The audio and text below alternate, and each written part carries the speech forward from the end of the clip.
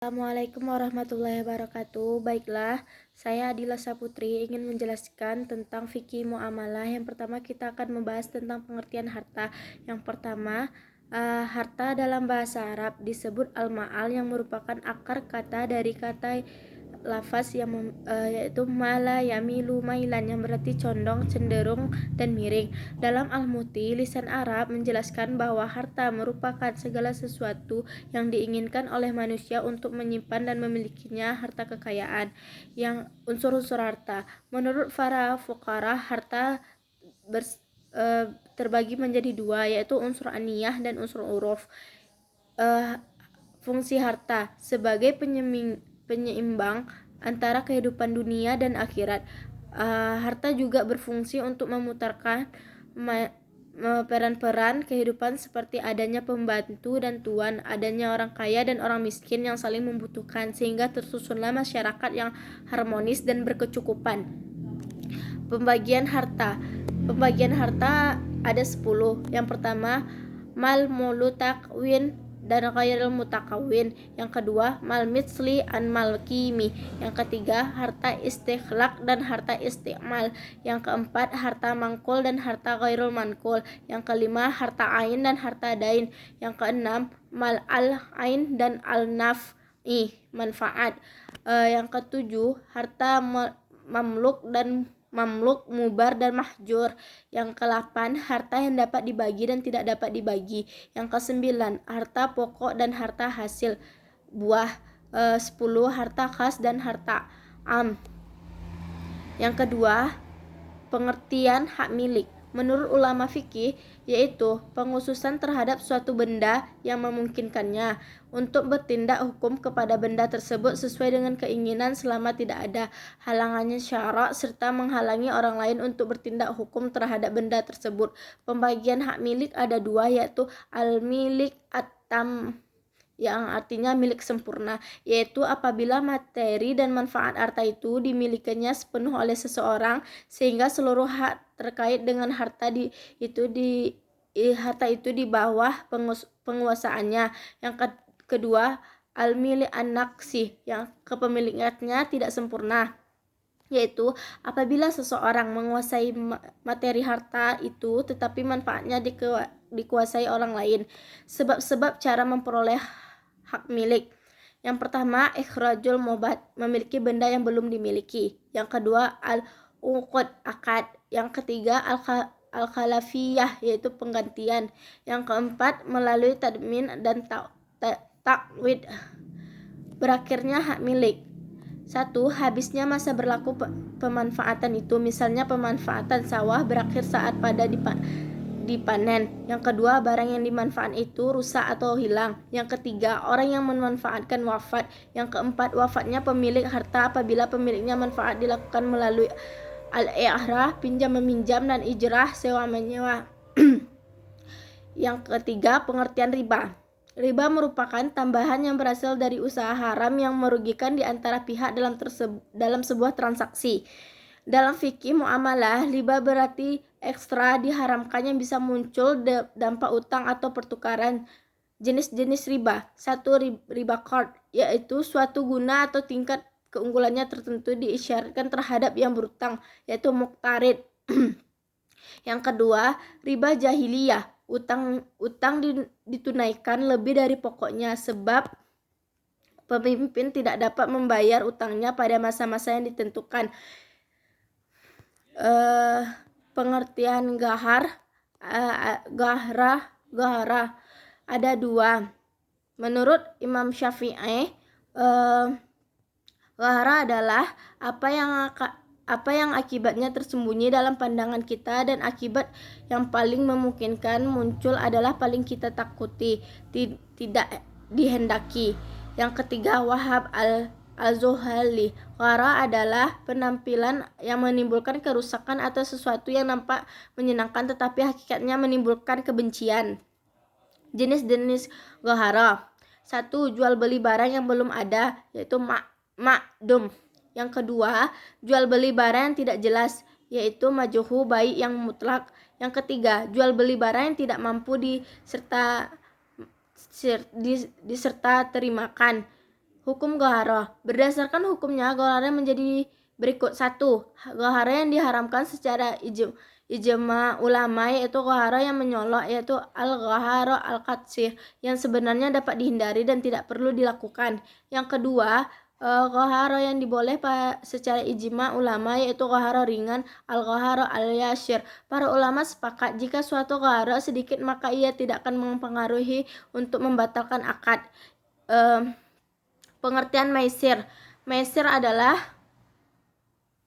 transaksi yang digantungkan pada suatu keadaan yang tidak pasti dan bersifat untung-untungan. Identik dengan kasir adalah qimar. Menurut Muhammad Ayub, baik maisir maupun qimar dimaksud sebagai permainan untung-untungan, game of chance. Dengan kata lain, yang dimaksud dengan maisir adalah perjudian. Pengertian haram.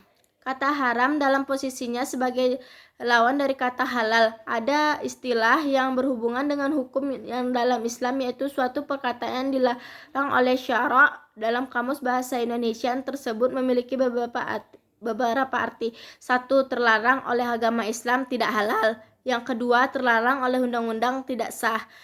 Pengertian batil. Batil adalah suatu pekerjaan yang diperintahkan agama yang dilakukan seseorang dengan tindak memenuhi rukun atau syarat yang telah ditentukan oleh agama. Misalnya ketika urutan berwudu sesuka hati tanpa melihat urutan yang disunahkan Nabi, maka wudu itu menjadi tidak sah. Secara harfiah, batil, batal, artinya tidak terpakai atau rusak. Oleh karena itu, jika ada perbuatan yang menjerumuskan ke hal yang batil, harus dilakukan penggulangan agar dapat memenuhi suatu dengan syarat dan ketentuan tetap oleh agama Islam. Yang keempat, pengertian salam. Salam dalam transaksi jual beli di mana barang diperjualbelikan belum ada. Dasar hukumnya Al-Quran dan hadis. Contoh salam adalah jual beli barang yang belum tersedia saat pemesanan atau transaksi pembelian. Uang transfer oleh pembeli saat pesanan kemudian barang dikirim. Pengertian istisna. Saat kita memesan lemari kepada penjual, lemari dengan spesifik dengan desain yang kita inginkan. Pengertian murabah. Murabah berasal dari kata ribohun yang berarti untung atau keuntungan. Pengertian ba'i al-wafah adalah jual beli yang dengan disertai syarat janji bahwa barang yang dijual tersebut harus diserahkan pembeli sehingga dapat dimiliki oleh penjual. Apabila penjual telah mengembalikan harga uang kepada pembeli pada yang ditentukan telah jatuh tempo. Ba'i bidamanil ajli. Dikenal dengan jual beli bertangguh, yaitu menjual sesuatu dengan disenggarakan penyerahan barang-barang yang dijual kepada dan ditanggungkan pembayarannya. Yang kelima, pengertian nuqud. Menurut Al-Syed Al-Alim mengartikan dengan semua hal yang digunakan oleh masyarakat dalam melakukan transaksi, baik dinar emas, dinar perak, kekayaan yang berupa emas, perak dan uang adalah Al-Baqarah, Al-Quran surat 9 ayat 34. Kadal haul dan nisab. 1. Nisab emas adalah 20 dinar lebih kurang sama dengan 96 gram emas murni. Jika perhiasan maka haulnya 1 tahun. Yang kedua, 2 nisab perak adalah 200 dirham, beratnya sama dengan lebih kurang 672 gram. Berdasarkan beberapa hadis, emas dan perak yang menjadi perhiasan wanita yang cukup senasib dan dimiliki. Cukup setahun pula hendaklah dikeluarkannya zakat sebanyak 2,5%. 3. Nisab uang baik giral maupun kartal adalah sama dengan nilai atau harga 96 gram emas. Bila disimpan cukup setahun, zakatnya adalah 2,5%. Yang keenam, pengertian mudharabah. Mudharabah adalah terambil dari kata daraba fil ardi. Maksudnya adalah pergi berdagang. Istilah mudharabah digunakan oleh orang Irak, sedangkan orang Hijaz menyebut dengan istilah qirad. 2. Rukun dan syarat mudharabah. Pemilik barang yang menyerahkan barang-barangnya. 1. Pemilik barang yang menyerahkan barang-barangnya. 2. Orang yang bekerja, yaitu mengelola barang yang diterima dari pemilik barang.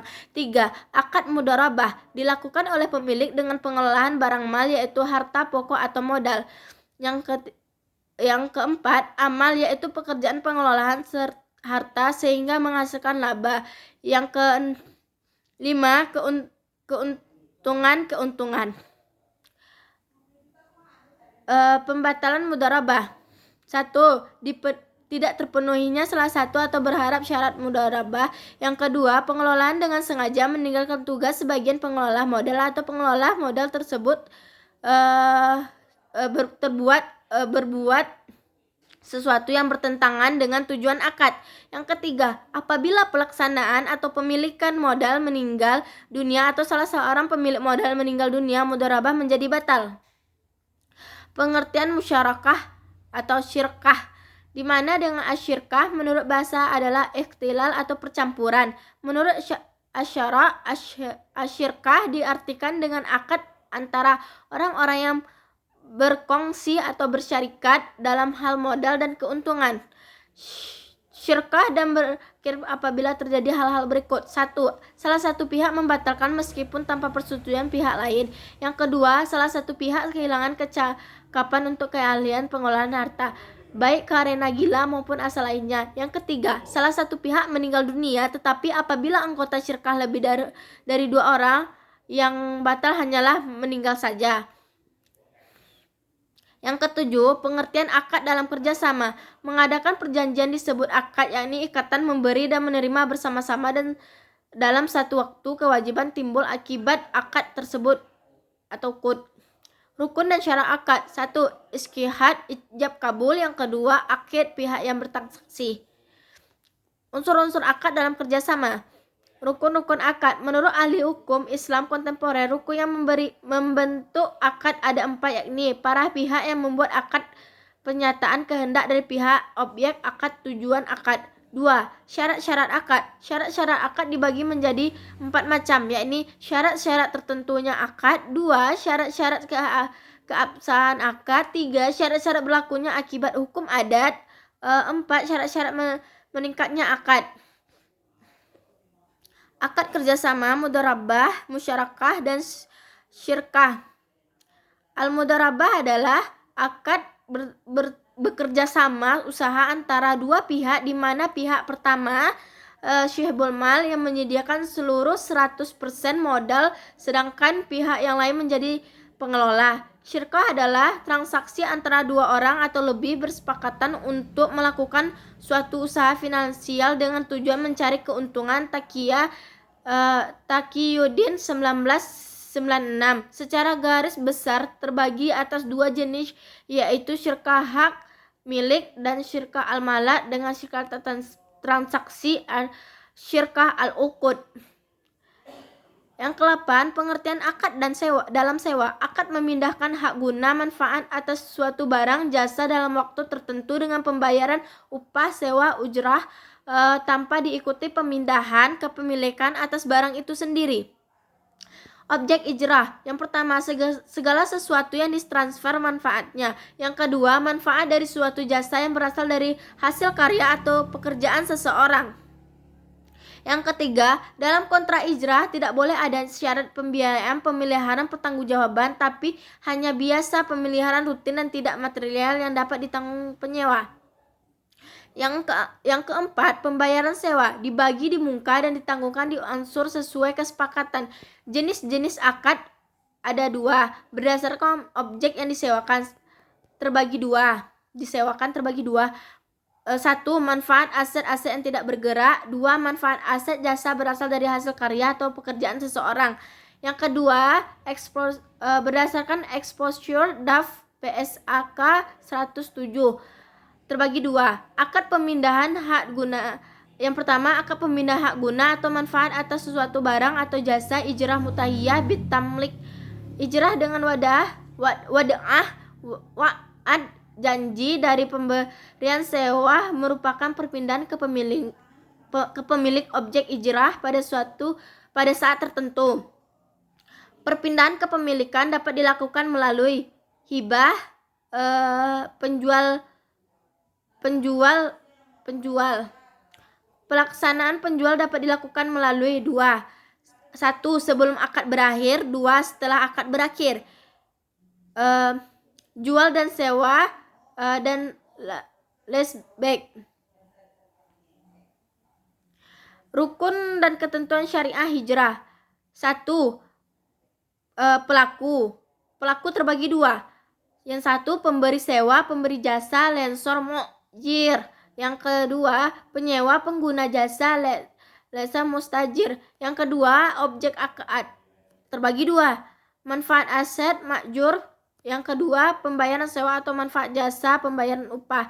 Yang ketiga ijab kabul atau serah terima. Objek akad ijrah. Manfaat aset jasa bisa dinilai dan dapat dilaksanakan dalam tindakan haram. Yang ketiga dapat dialihkan secara syariah. Yang keempat dikenali secara spesifik. Yang kelima dijangka waktu penggunaan manfaatkan ditentukan dengan jelas. Sewa dan upah terbagi 3. Jelas besarnya dan diketahui oleh pihak yang berakad. Yang kedua boleh dibayar dalam bentuk jasa dan dari jenis yang serupa dengan objek akad. Yang ketiga bersifat fleksibel. Berakhirnya akad ijrah. 1. Periode akad sudah selesai sesuai perjanjian. 2. Periode akad belum selesai tetapi pemberian sewa dan penyewa sepakat menghentikan akad ijrah. 3. Terjadi kerusakan aset. 4. Penyewa tidak dapat membayar sewa. 5. Salah satu pihak meninggal dan ahli waris tidak ingin meneruskan akad. Yang ke-9, akad dalam jasa. Hawalah, mengalihkan atau memindahkan.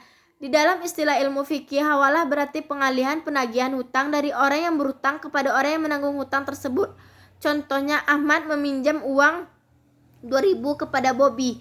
Yang kedua, wadiyah. Wadiyah adalah titipan nasabah yang dijaga dan dikembalikan setiap saat nasabah yang bersangkutan oleh menghendaki bank tersebut. Bank bertanggung jawab atas pengembangan titipan tersebut. Yang ketiga, ran adalah perjanjian utang piutang dengan menahan barang sebagai jaminan atas hutang. Murtahin, penerimaan barang, mempunyai hak untuk menahan mahrun barang sampai semua hutang rahin yang menyerahkan barang dilunasi. Wakalah adalah pelimpahan kekuasaan oleh seseorang sebagai pihak pertama kepada orang lain sebagai pihak kedua dalam hal-hal yang diwakilkan. Kafalah adalah konsep adopsi dalam hukum Islam yang berbeda dengan pandangan Barat dan Asia Timur. Islam memperbolehkan mengikutinya membesarkan anak yang bukan darah dagingnya. Damana ialah menanggung hutang orang yang berhutang, sedangkan menurut para ulama yakni mazhab Hanafi, dama adalah menggabungkan jaminan pada jaminan yang lain dalam penagihan jiwa, hutang atau benda lain dijual. Jualah dalam istilah lain itu dinamakan dengan perjanjian berimbalan hadiah. Jualah merupakan suatu akad perjanjian untuk memberikan imbalan atau bayaran kepada seseorang atas pekerjaan yang ia lakukan kepada kita. Syuf'ah adalah hal yang sudah dikenal oleh orang-orang Arab pada zaman jahiliyah. Mungkin sekian dari saya. Assalamualaikum warahmatullahi wabarakatuh.